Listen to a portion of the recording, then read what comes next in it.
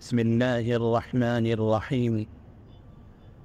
الحمد لله نحمده ونستعينه ونستغفره ونؤمن به ونتوكل عليه ونعوذ بالله من شرور أنفسنا ومن سيئات أعمالنا. من يهده الله فلا مضل له ومن يضلله فلا هادي له. ونشهد أن لا إله إلا الله وحده لا شريك له. ونشهد أن سيدنا ومولانا محمدًا عبده ورسوله. أما بعد، فأعوذ بالله من الشيطان الرجيم. بسم الله الرحمن الرحيم. إن الله اشترى من المؤمنين أنفسهم وأموالهم بأن لهم الجنة يقاتلون في سبيل الله فيقتلون ويقتلون وعدا عليه حقا في التوراة والإنجيل والقرآن. ومن أوفى بعهده من الله فاستبشروا ببيعكم الذي بايعتم به وذلك هو الفوز العظيم. وقال النبي صلى الله عليه وسلم: من مات ولم يغزو ولم يحدث به نفسه مات على شعبة من نفاق، أو كما قال عليه الصلاة والسلام. معزز بزرگوں اور دوستو، ہندوستان کی تاریخ میں دو دن بڑی اہمیت کے حامل ہیں.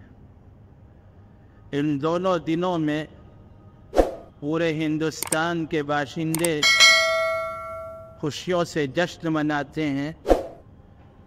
ان میں ایک دن یوم آزادی ہے، اگست کی 15 تاریخ کو، اور دوسرا دن یوم جمہوریہ ہے، جنوری کی 26 تاریخ کو.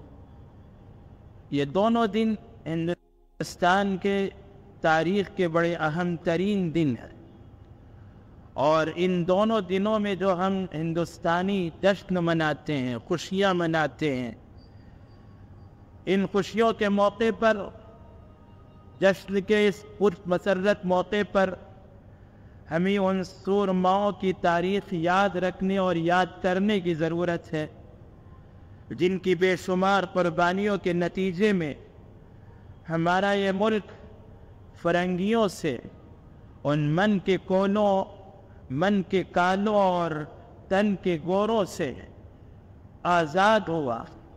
انگریزوں کے چنگل سے جو آزادی ملی ہے، ہم جب خوشیاں مناتے ہیں تو ایسے محسوس ہوتا ہے جیسے یہ کوئی دو بھائیوں کا جھگڑا تھا جو ایک رات میں ختم ہو گیا، سال دو سال میں ختم ہو گیا، جس میں کچھ لوگوں نے اپنی انگلیاں کٹا دی. ایسے محسوس ہوتا ہے. لیکن یہ اتنی آسانی اور اتنی سہولت کے ساتھ میں ملنے والی آزادی نہیں ہے. آزادی کی جو تاریخ ہے وہ ایک طویل داستان ہے، اور یہ سال دو سال کی کہانی نہیں ہے. اگر ہم حساب کریں تو جس سے لوگوں نے مشہور کر رکھا ہے کہ 1857 عیسوی سے جنگ آزادی کا آغاز ہوا، یہ لوگوں میں شہرت ہے اور ایک دھوکہ ہے. 1857 عیسوی سے آزادی کی لڑائی شروع نہیں ہوئی، اس سے بہت پہلے شروع ہوئی. اگر 1857 عیسوی سے بھی حساب کر لیا جائے تو 1947 میں جو ملک آزاد ہوا، یہ بھی کم سے کم 90 سال، یہ بھی کچھ کم سال نہیں. 1857 سے اگر 1947 تک کا بھی حساب کیا جائے تو 90 سال کی ایک طویل داستان. اور یہ بھی دھوکہ ہے کہ صرف 90 سال میں آزادی ملی ہو. آزادی کے 200 سال تو جنگ کے، اور اس سے پہلے اس ملک میں جب ایسٹ انڈیا کمپنی والے آئے تھے، اس تاریخ سے اگر حساب کیا جائے، اس ملک میں تاجروں کا جو رخ ہوا ہے یورپ سے، پرتگال کے مشہور سیاح، مشہور ملاح واسکو ڈی گاما کے ذریعے سے، اس کی مدد سے جو پرتگال والے، یورپ والے ہندوستان کا رخ کر کے بحری راستے سے ہندوستان میں آئے اور کلکتہ میں انہوں نے تجارت کا آغاز کیا، تو یہ 1490 کی تاریخ، 1490 میں واسکو ڈی گاما کی مدد سے پرتگال والے، یورپ والے بحری راستے سے ہندوستان پہنچے تھے اور خوب منافع کمایا، خوب منفعتیں ملی، بھرپور فائدہ ملا ہندوستان میں۔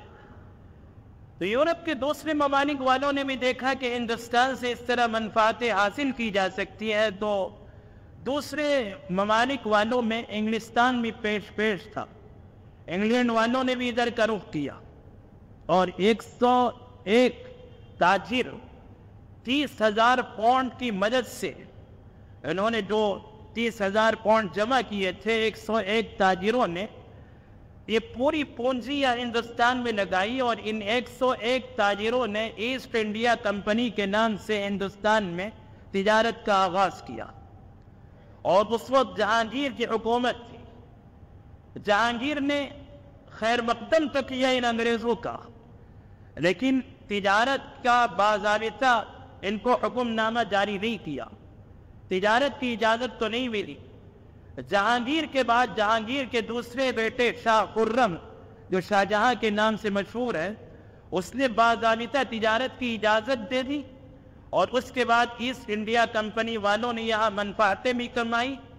بعد میں انہوں نے یہاں ریشہ دوانیاں شروع کی، یہاں جو مال آتا تھا سن 1601 عیسوی میں سب سے پہلے بحری جہاز ہندوستان میں پہنچا ایسٹ انڈیا کمپنی کا، تو مال سے لدا ہوا جو پہلا جہاز ہندوستان میں آیا 1601 میں، اور 1601 میں ایسٹ انڈیا کمپنی والے جب ہندوستان میں آئے تو 1601 سے 1947 تک کا آپ حساب کریں، کم سے کم 340 پر 6 سال کا لمبا عرصہ، 1601 سے 1940 پر 7 تک کا 340 پر 6 سال کے اس عرصے میں ہندوستان میں آزادی کی جو تاریخ رقم کی گئی ہے اور ہندوستان کو آزاد کرنے کے لیے یہاں کے باشندوں نے جو قربانیاں دی ہیں وہ ایک طویل داستان ہے۔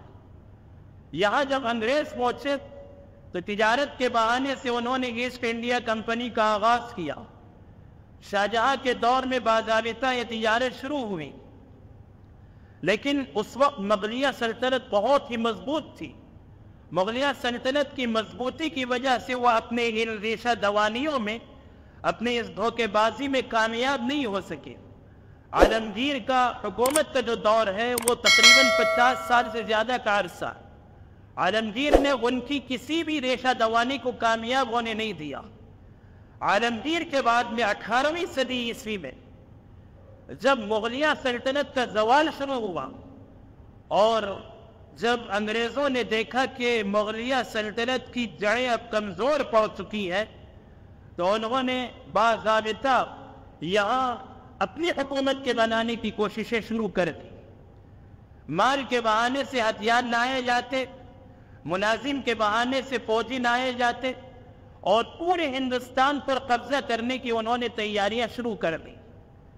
اور اندر سے انہوں نے جو تیاریاں شروع کی، سب سے پہلے ان کی ان تیاریوں کو بھانپنے والے اور ان کے دھوکے کو سمجھنے والے نواب سراج الدولہ شیر بنگال کے نانا تھے۔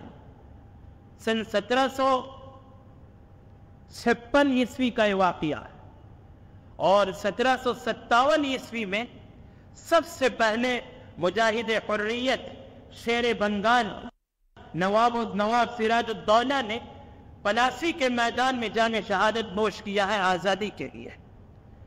1601 عیسوی سے کہانی شروع ہوئی، پھر اس کے بعد سن 1757 میں نواب سراج الدولہ سب سے پہلے مجاہد حریت ہے، جنگ آزادی کے مجاہد ہیں جنہوں نے پلاسی کے میدان میں سب سے پہلے جام شہادت نوش کیا۔ اور پھر اس کے بعد 1857 تک، یعنی 1757 سے 1857 تک پورے 100 سال میں صرف مسلمان حکمران، عمراء، رؤساء، بڑے بڑے لوگ میدان میں پیش تھے اور انگریزوں کا مقابلہ کرتے رہے۔ جنوب میں شہر میسور ٹیپو سلطان نے بھانپ لیا کہ انگریز آہستہ آہستہ ہندوستان پر قبضہ کرتا چلا آ رہا ہے، اگر ہم خاموش بیٹھیں گے تو یہ پورے ہندوستان پر قبضہ کرنے گا، اس لیے انگریز کے اس آمد کو روکنا چاہیے اور اس کے راستے میں رکاوٹیں کھڑی کرنی چاہیے۔ ٹیپو سلطان نے کوششیں کی اور انگریز کے راستے میں وہ ایک مضبوط چٹان کی طرح کھڑے ہو گئے۔ انگریز کو پتا تھا کہ ہمارے راستے میں ٹیپو سلطان بڑے مضبوط چٹان کی شکل میں قائم ہے، جب تک ہم ٹیپو کو راستے سے نہیں ہٹائیں گے اس وقت تک ہندوستان ہمارا نہیں ہو سکتا۔ اس نے بڑی دھوکہ بازیاں کی اور سلطان ٹیپو سے مقابلے ہوئے، اور ٹیپو سلطان کا وہ مشہور جملہ کہ شہر کے ایک دن کی زندگی گیدڑ کی 100 سالہ زندگی سے بہتر ہے، انہوں نے شہر کی طرح زندگی گزارنا گوارا کیا، اور سن 1799 میں سرنگا پٹنم کے میدان میں جب انہوں نے جام شہادت نوش کیا اور ان کی لاش زمین پر پڑی ہوئی تھی تو ان کی لاش پر کھڑے ہو کر لارڈ ہاس نے یہ جملہ کہا تھا کہ آج سے ہندوستان ہمارا ہو۔ اس کا یہ جملہ کتنے معنی رکھتا ہے؟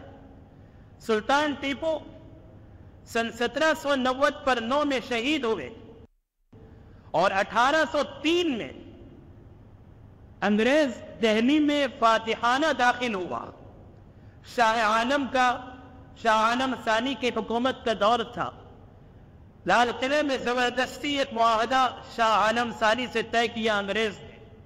معاہدہ یہ تھا، زمین خدا کی، خلق خدا کی، حکومت شاہ عالم کی، اور آرڈر کمپنی بہادر کا۔ اس کا مطلب یہ ہے کہ حکومت تو رہے گی مغلیہ سلطنت کی برائے نام، لیکن جو آرڈر چلے گا، جو حکم نافذ ہوگا، وہ ایسٹ انڈیا کمپنی کا۔ اس معاہدے پر جبراً دستخطیں کروائی گئی۔ وہ اس کا مطلب یہ تھا کہ اب مغلیہ سلطنت برائے نام ان کی حکومت رہے گی اور سارے ملک میں صرف ایسٹ انڈیا کمپنی کا حکم چلے گا، انہی کے آرڈر پر پورا انڈیا چلے گا۔ یہ حکم نامہ، یہ معاہدہ طے کر دیا گیا، اور حالات ایسے تھے کہ انگریزوں کے خلاف میں زبان کھولنا موت کو دعوت دینے کے مترادف تھا۔ اگر کوئی انگریز کے خلاف عالم بغاوت بلند کر دے تو اس کا مطلب یہ تھا کہ اب ہم موت کو دعوت دے رہے ہیں۔ اس لیے جو بچی کچی چھوٹی چھوٹی نوابوں کی حکومت تھی وہ اپنی نوابی کے بچانے میں مصروف تھے کہ کسی طرح ہم اپنی حکومت کی حفاظت کر لیں گے، اسی میں سلامتی ہے۔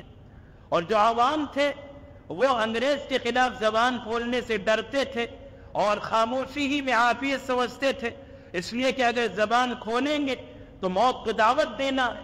لوگ سہمے ہوئے تھے، ڈرے ہوئے تھے۔ ایسی حالت میں 1803 میں ایک بوریا نشین فقیر حضرت شاہ ولی اللہ محدث دہلوی رحمۃ اللہ علیہ کے فرزند ارجمند شاہ عبدالعزیز محدث دہلوی رحمۃ اللہ علیہ نے یہ فتویٰ جاری کیا کہ ہندوستان دار الحرب ہے، ہندوستان دار الحرب ہے، یعنی اب اسلامی حکومت کا زوال ہو چکا ہے، خاتمہ ہو چکا ہے، اور ہندوستان پر انگریزوں کا قبضہ ہو چکا ہے۔ اس لیے جب ہندوستان دار الحرب بن چکا ہے تو ہندوستان کے ہر باشندے پر بنا تفریق مذہب و ملت اب جہاد فرض ہو چکا ہے۔ یہ اس کا مطلب تھا، ہندوستان دار الحرب ہے۔ شاہ عبدالعزیز محدث دہلوی رحمۃ اللہ علیہ کے اس فتوے نے ہنگامہ کھڑا کر دیا اور پورے ملک کے اندر ایک آگ لگ گئی۔ لوگوں کو ابھی محسوس نہیں ہو رہا تھا کہ یہ فتویٰ کیوں جاری کیا گیا۔ حضرت نے اپنے شاگردوں کو تیار کیا، سید احمد شہید، حضرت شاہ اسماعیل شہید رحمۃ اللہ علیہم اجمعین، انہوں نے پورے ملک کا دورہ کیا اور جگہ جگہ پہنچ کر لوگوں میں بیداری پیدا کر دی، اور 1818 سے انہوں نے دہلی کے مسجد اکبر آبادی سے اپنی اس حریت کی جنگ کا آغاز کیا، اور چونکہ پہلے سے پورا ماحول تیار ہو چکا تھا اور انگریزوں کے خلاف پورے ملک میں نفرت کی آگ بھڑک رہی تھی، لیکن 1831 عیسوی میں بالا کوٹ کے میدان میں ان سرفروشوں نے جام شہادت نوش کر کے حریت کی ایک عجیب و غریب داستان رقم کر دی۔ یہ تحریک گویا مٹ چکی تھی، لیکن حقیقت میں اسی تحریک نے آگے کے لیے نقوش مرتب کیے کہ ہندوستان کی آزادی کے لیے کیسے جنگ کی جائے۔ 1831 عیسوی میں شہید سید شاہ اسماعیل شاہ رحمت اللہ علیہم نے جام شہادت نوش کیا بالا کوٹ کی پہاڑی علاقے میں۔ اس کے بعد 1857 عیسوی میں 34 علماء نے انگریز کے خلاف پھر فتویٰ جاری کیا، جس کے نتیجے میں پھر آزادی کی جنگ لڑی گئی، اور 1857 عیسوی کی اس جنگ کو انگریز غدر کا نام دیتا ہے کہ یہ غدر ہے۔ غدر کے معنی دھوکے کے، یہ اصل میں آزادی کی جنگ تھی، انگریز نے اسے غدر کہا۔ اور چونکہ اس میں مسلمان عوام اور علماء صف اول میں تھے، اس لیے 1857 میں جب شکست ہوئی مسلمانوں کو اور ملک کے باشندوں کو، تو انگریز نے انتقام لیا۔ اور ظاہر سی بات ہے کہ چونکہ صف اول میں مسلمان تھے اور علماء تھے، اس لیے انتقام مسلمانوں سے لیا گیا اور علماء کو سولیے پر لٹکایا گیا۔ 1857 میں صرف دہلی میں 27,000 لوگوں کو شہید کیا گیا اور 500 علماء شہید ہوئے۔ صرف چاندنی چوک نہیں، دہلی کے ہر چوراہے پر سولیاں نصب کی گئی، اور دہلی سے لے کر ہر جگہ جتنے درخت تھے ہر جگہ سولیوں کے پھندے لٹکائے گئے، اور ہر درخت پر مسلمانوں کی لاشیں لٹکی ہوئی نظر آ رہی تھی۔ محلے کے محلے اجاڑ دیے مسلمانوں کے انگریزوں نے، مسجدیں ویران کر دی، مدرسے کو اجاڑ دیا، جہاں کوئی جبے والا داڑھی والا نظر آتا اسے پکڑ کر سولی پر لٹکا دیا جاتا، ہاتھیوں پر مسلمانوں کو بٹھایا جاتا اور پھندے پر ان کے گردنیں لٹکا دی جاتی، ہاتھیوں کو مخالف سمت میں چلا دیا جاتا۔ کیا تھا، تھوڑی ہی دیر میں لاشیں لٹکی ہوئی رہتی، آنکھیں ابل پڑتی، زبان باہر نکل آتی، اور ایک دردناک منظر سامنے ہوتا۔ مسلمانوں کو بوریوں میں بند کر دیا جاتا اور توپ کے منہ میں باندھ دیا جاتا، توپ چلا دی جاتی اور ان کے جسم کے فرق سے ہوا میں اڑنے لگتے ہیں۔ اس طرح مسلمانوں سے انتقام لیا گیا اور ہزاروں مسلمانوں کو شہید کیا گیا۔ مغلیہ سلطنت کے آخری فرمانروا بہادر شاہ ظفر، انہیں گرفتار کیا گیا، مقدمہ چلایا گیا، بغاوت کا مقدمہ چلا، اور رنگون برما کو جلا وطن کر دیا گیا، رنگون کی جیل میں رکھا گیا۔ ان کے 4 بیٹے تھے، مرزا مغل، مرزا ابو بکر، مرزا عبداللہ، مرزا خضر سلطان، چاروں کی گردنیں اڑا دی گئیں، ان کے سر ایک تشتری میں رکھے گئے، اور چاروں بیٹوں کے سر بہادر شاہ ظفر کے سامنے پیش کیے گئے۔ بڑے صبر و ضبط سے کام لیا اس بادشاہ نے۔ بہادر شاہ ظفر نے اپنے صبر کو، اپنے ضبط کا مظاہرہ کرتے ہوئے فرمایا، مسکراتے ہوئے فرمایا، تیمور کی اولاد ایسے ہی سرخرو ہو کر اپنے باپ کے سامنے آیا کرتی ہے۔ ایسے بادشاہ کو اپنے وطن میں دفن ہونے کے لیے 2 گز زمین نہیں مل سکی۔ کتنا ہے بد نصیب ظفر دفن کے لیے، کتنا ہے بد نصیب ظفر دفن کے لیے، 2 گز زمین نہ ملی کوئی یار۔ ایسی قربانیاں پیش کی ان اکابرین نے۔ مولانا یحییٰ، مولانا جعفری تھانسری اور مولانا محمد شفیع لاہوری رحمہ اللہ، یہ تینوں علماء کو گرفتار کیا گیا، جیل میں رکھا گیا، عدالت میں مقدمہ چلایا گیا۔ عدالت میں جج نے کہا کہ کل تم تینوں کو سولی پر لٹکایا جائے گا اور تمہارا سارا مال ضبط کر لیا جائے گا، تمہاری جائیداد پر حکومت کا قبضہ ہوگا، اور تمہاری لاش تمہارے وارثوں کے حوالے نہیں کی جائے گی۔ تم تینوں کو اسی جگہ، اسی جیل میں، زمین میں ذلت کے ساتھ میں دفن کر دیا جائے گا۔ مقدمہ سنایا گیا، فیصلہ سننے کے بعد تینوں علماء ہنسنے لگے، مسکرانے لگے، جج سمجھا کہ شاید ہمارا فیصلہ ان کی سمجھ میں نہیں آیا، اس لیے مسکرا رہا ہے۔ اس نے دوبارہ فیصلہ سنایا، دوبارہ فیصلہ سننے کے بعد وہ تینوں پھر ہنسنے لگے۔ جج نے کہا کہ ہنس رہے ہو، موت کا فیصلہ سن کر مسکرا رہے ہو؟ فرمایا تمہیں کیا پتا کہ شہادت کا مرتبہ اور مقام کیا ہے؟ جنت کی حوریں فرشتے راہ بنی ہوئی ہے اور بہشت بری ہمارا انتظار کر رہی ہے، اور ہم وہاں پہنچنے کے لیے بےتاب ہیں۔ جنت ہماری منتظر ہے اور ہم جنت میں جانے کے لیے بے چین اور بے قرار ہیں، اور جب جنت کی بشارت ہمیں سنائی جا رہی ہے تو اس میں غم اور پریشانی کی بات کیا؟ انگریز جج ان کی باتوں کو سن کر حیران رہ گئے۔ شہادت ہے مطلوب و مقصود مومن، شہادت ہے مطلوب و مقصود مومن، نہ مال غنیمت نہ کشور کو شائی۔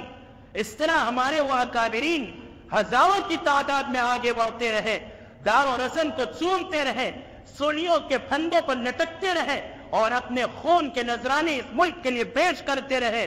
ہزاروں علماء کی گردنیں سولیوں پر لٹکائی گئی، 50,000 سے زیادہ علماء شہید کیے گئے، اور لاکھوں کا خون اس ہندوستان کی زمین پر بہا، 5 لاکھ سے زیادہ مسلمان شہید ہوئے، اور اس پوری خونی داستان کے رقم ہونے کے بعد میں 1947 میں ملک آزاد ہوا۔ اور آج ہم ان کے وارثین، ان کی اولاد اور ان کی نسلوں سے تعلق رکھنے والے ان کی ان داستانوں کو پڑھنے اور سننے کے لیے بھی تیار نہیں ہے، انہیں جاننے کی بھی ہمیں فکر نہیں ہے۔ اس لیے میرے دوستو، ہمارے اس ملک کی جو تاریخ ہے آزادی کی اس تاریخ کو اگر مسلمانوں سے الگ کر دیا جائے اور مسلمانوں سے الگ کر کے اسے لکھا جائے تو ہرگز یہ تاریخ مکمل ہو ہی نہیں سکتی۔ یہ تاریخ کبھی مکمل نہیں ہو سکتی ہے۔ مکمل اس وقت ہوگی جب سارے مسلمانوں کی اس تاریخ کو رقم کیا جائے۔ ہمارے اکابرین نے، ہمارے بزرگوں نے، ہمارے اسلاف نے جو قربانیاں دی ہیں، ہمیں ان قربانیوں کو یاد رکھنے، یاد کرنے اور اپنے آنے والی نسلوں کو سکھانے، سمجھانے اور ان تک پہنچانے کی ضرورت ہے۔ اس لیے ہم ان قربانیوں کو یاد رکھیں، بار بار ان کا تذکرہ ہو، اور ہم اپنی نسلوں کو، اپنی اولاد کو بتائیں کہ اس ملک کو ہمارے بڑوں نے کیسے آزاد کیا ہے۔ ایک مرتبہ ملک ہم سے قربانیاں چاہتا ہے ملک کی سالمیت کے لیے۔